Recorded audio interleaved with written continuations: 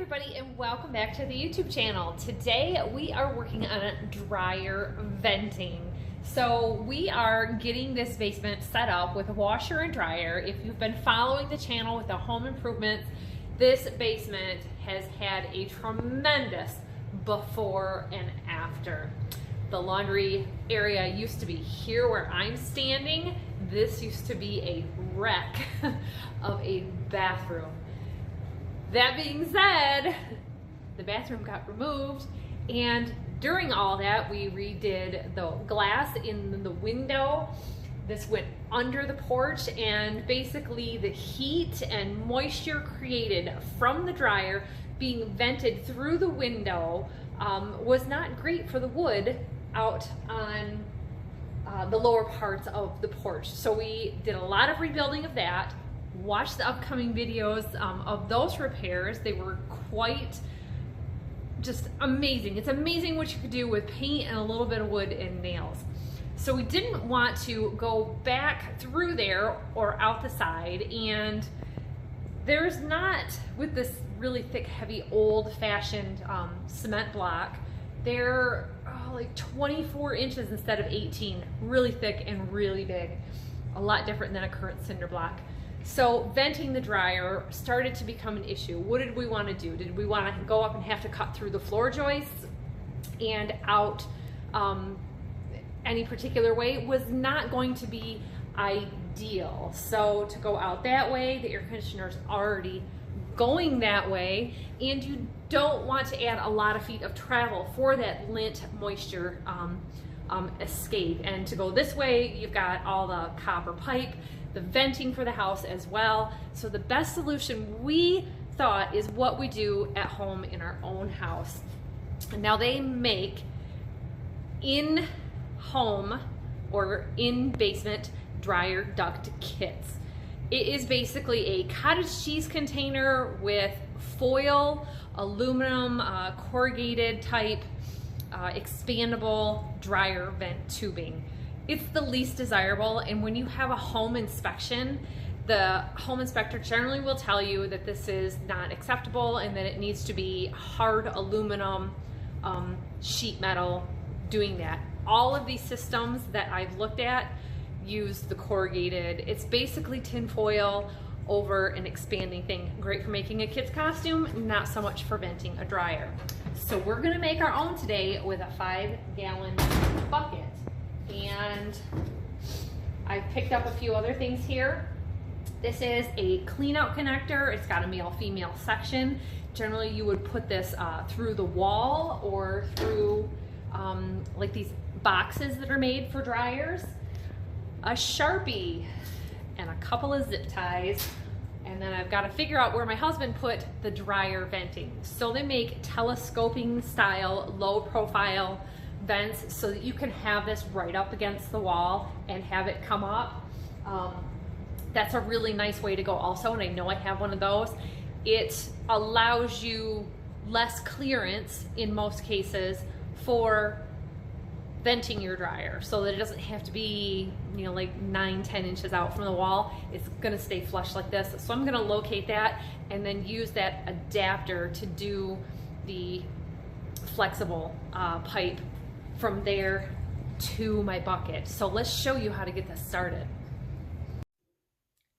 Now I picked up my connectors for the dryer at my big box store for about $10, and this is what it looks like, how new construction is doing it these days, like right through the wall. And this is the general diagram of how it goes. So you're going to be connecting one end to your dryer duct, and like this is showing the heavier duty aluminum instead of just the tin foil. That's probably what we're going to be doing as well.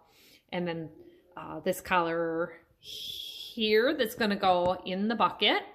And the first thing we got to do is draw with our Sharpie marker or pen in the center of the bucket lid this size. And you're going to use a utility knife to cut a circle here to have this vent and go down into it. As the air goes down into it, the bucket will trap any moisture. And at the same time, by doing this, you're also humidifying your home. So in the summertime, if you do this, you may be wanting to run a dehumidifier or have a nearby basement window cracked open. In Michigan, where we're at, the houses are so dry in the wintertime that this will add the extra moisture so that if you don't have a built-in whole house humidifier on your furnace, you'll be in great shape and you'll be getting everything you need at the same time as doing your laundry. That being said, we mostly use our dryers on air fluff and use indoor and outdoor clotheslines suspended from the floor joists above to help conserve energy. And then more or less the dryer is preventing you from having to run an iron or an ironing board. That's why those women did so much ironing in the 1940s and 50s. They didn't have the added expense of the dryers. They were using the clotheslines a lot.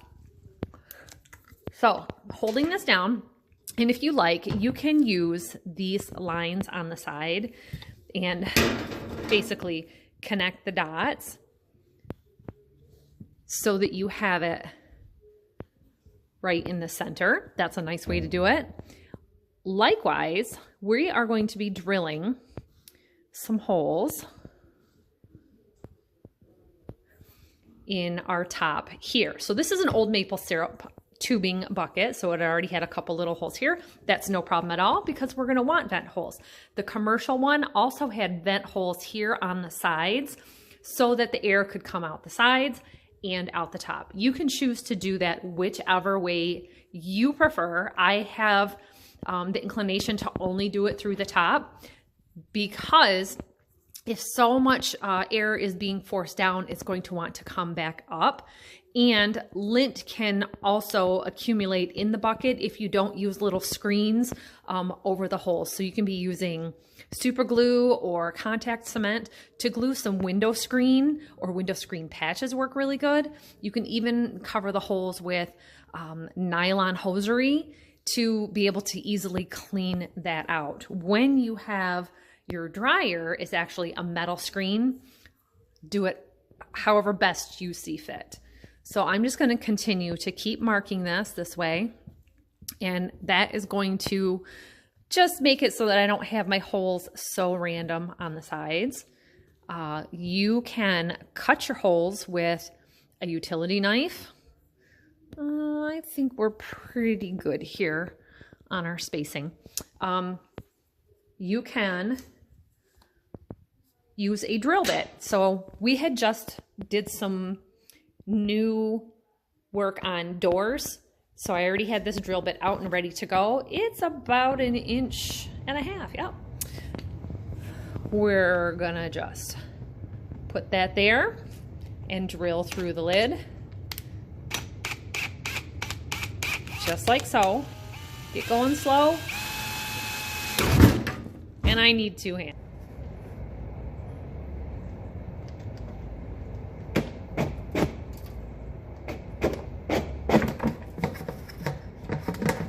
Now, if you want to, doing it this way so that the bucket catches the plastic.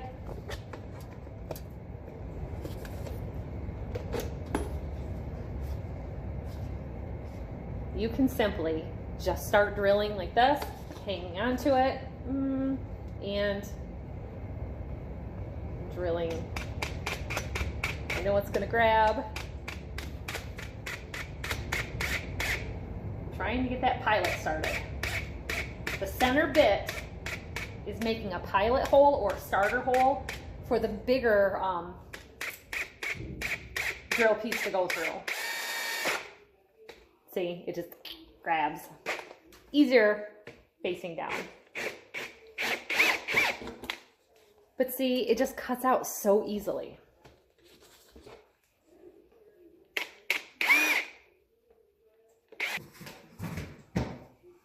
This is my preferred way of doing it.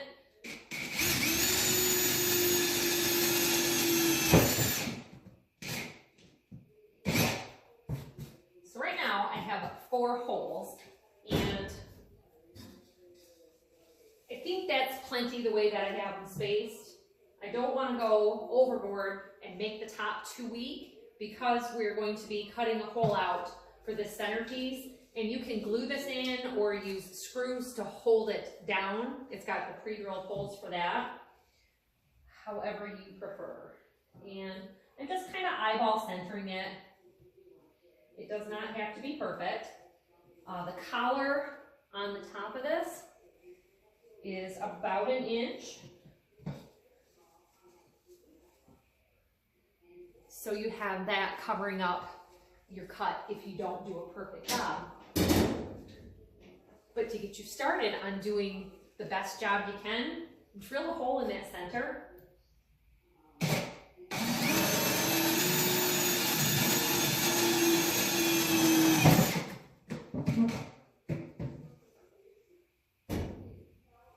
Because that's going to give you space for your utility knife to cut to the outer edge. So now you can see the general idea of what's going on here. And if you don't have a utility knife, I highly advise doing it because the handle of this makes it a lot easier to manipulate than if you were to try to cut with something sawtooth, or you can also cut this with a jigsaw. If you have a nice sharp jigsaw blade, you can do it with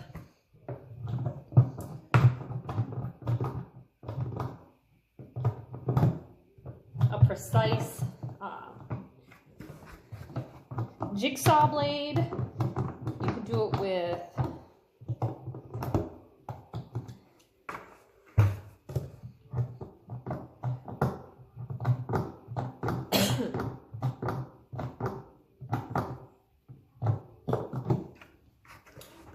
cutting it with the utility knife does quick work of it, and I just keep cutting to the outside edge of that circle.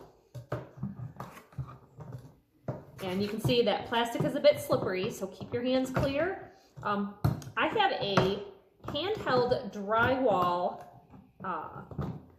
saw. It's different than just a utility knife, and that would make good work of this also. So you can, as I did that, bend the flaps down.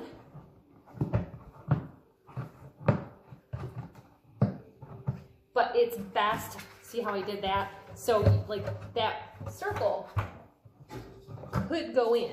It also could keep tearing out the rest of the lid. So I'm going to want to cut around that circle now, very carefully, using my little pie shapes.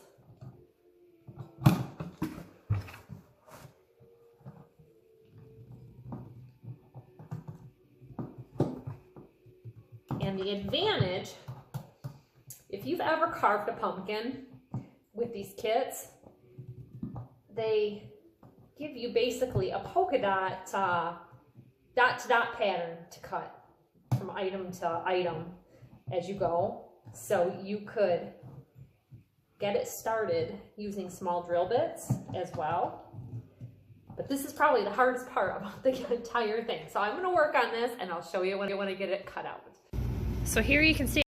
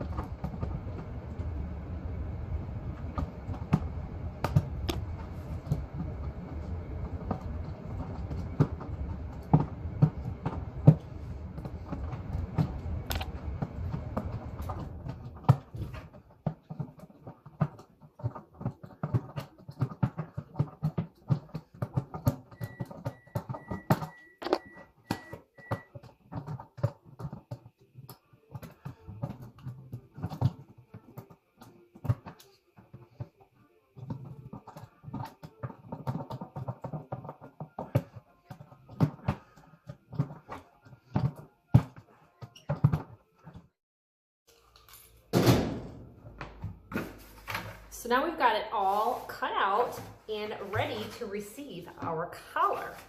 So we're gonna gather up the rest of our materials because I think it's going to be a lot easier to not have to work around this once I have it glued in for our screen. Now that being said about the screen, so let's talk a second about that screen. The store-bought one, little tiny deal, it was maybe,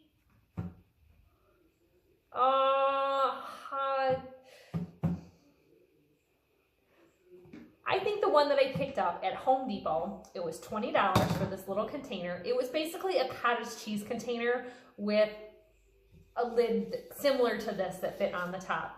It probably would hold about 1.5 quarts to 2 quarts.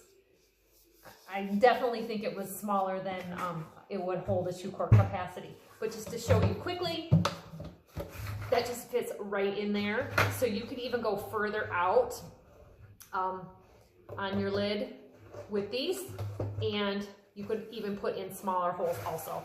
I want to do this as efficiently as possible, and I don't want to spend a long time putting in screen bits, but that's just going to help you so that if lint does go through, like if you've ever seen the outside of your house, it will catch that. And just, you know, every few loads, take the lid off, dump the excess water into the floor drain, clean the lint vents out that you install, and you're good to go.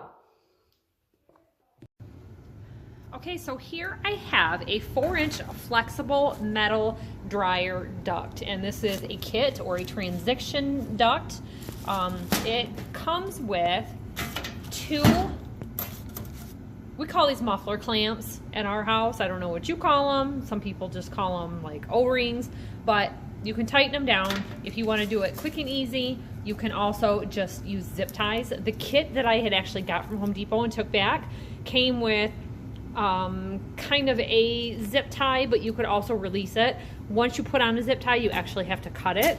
Do it however you prefer. So this end of the kit goes right inside, and then you just clamp it on and then put the other end on your dryer. Now you may choose, depending on your location for your bucket or your dryer, this is the original dryer vent that was in that window, and there was 0 insulating factor with that, so that's why we chose to do it this way. You may want to take an elbow like this and have it either at your dryer or at your bucket, depending on where you're gonna place it. For us, we can put it right here on the floor next to the dryer, or raise it up because we have this Michigan basement, and we can set that bucket right up on the ledge so that it vents easily in the gravity type motion that it wants to heat the entire room. So if you wanted it just setting on the floor and feeding to it, you could put the elbow in. The flexible duct will do this for you. If you don't want to use the flexible duct, or say you're in, you know, a similar situation where a home inspector says, nah, this isn't rigid enough, and you want to do, you know, actual metal piping, then you can do that with this kit.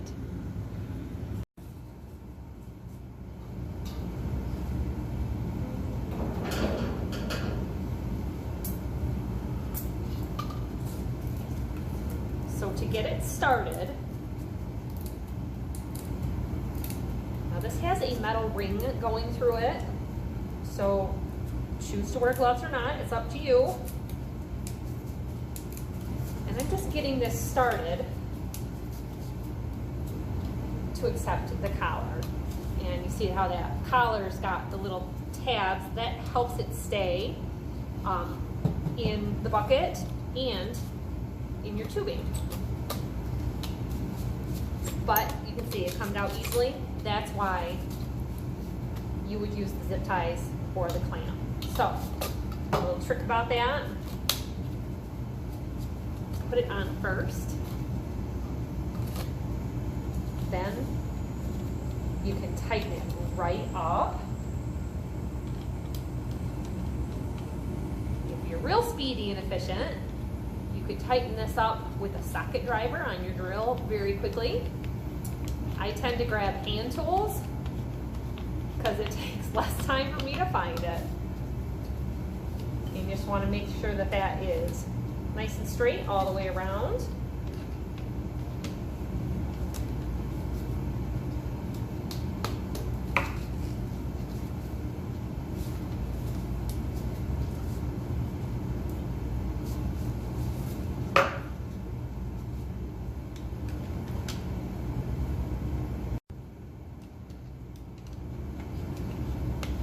So you can see how this is a simple setup that doesn't cost very money. This is a food grade bucket if you're interested in that. The basement here is all white, and having a Homer orange Home Depot or a Lowe's blue bucket or a green Menards bucket is going to look ridiculous. Now they do have Rust-Oleum spray paint, and you can paint your bucket or make a bag for it and cover it up. This was the best solution for us. Like I said, it was a leftover maple syrup bucket, so I didn't have any expense in that, and this little kit was $10. I had picked this up free at like a yard sale or on the side of the road a long time ago, knowing that this project was going to come up at some point, and I take everything free I can get. So now I'm just working on expanding this. Being careful, and this is why the contractors or the building inspectors don't like it, or a home inspector, it can crush and then not vent. Also be aware this is a electric dryer solution only. It is not for gas dryers. And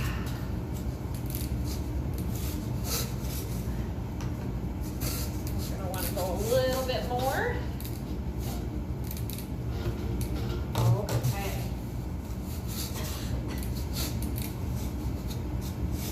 Now I'm just going to simply put this right in here, and it's ready to go. So I'm going to hook it up to the dryer. I've just got some leftover. This is like plastic type window screen. It'll work a lot easier for you than the old wire galvanized metal. And I just take a little bit here around the edge. I'm using a gel super glue. It's just something that I had on hand. Make a little square here around the edge and then press it on. Go ahead and use your fingers. Now remember, super glue says to avoid skin contact, so you might want to do this with the glove on, and just tap that in place and let that glue spread so that you'll have good adhesion. So I'm going to go ahead, use 2 hands, and get the rest of these fastened on.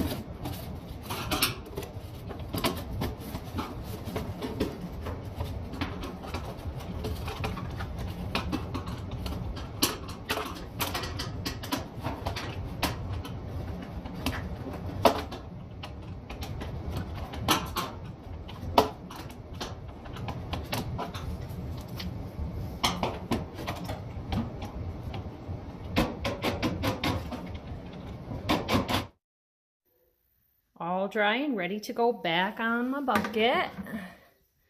Tighten that down. And you can choose to glue in that collar or not. It's very tight fitting on its own. Entirely up to you.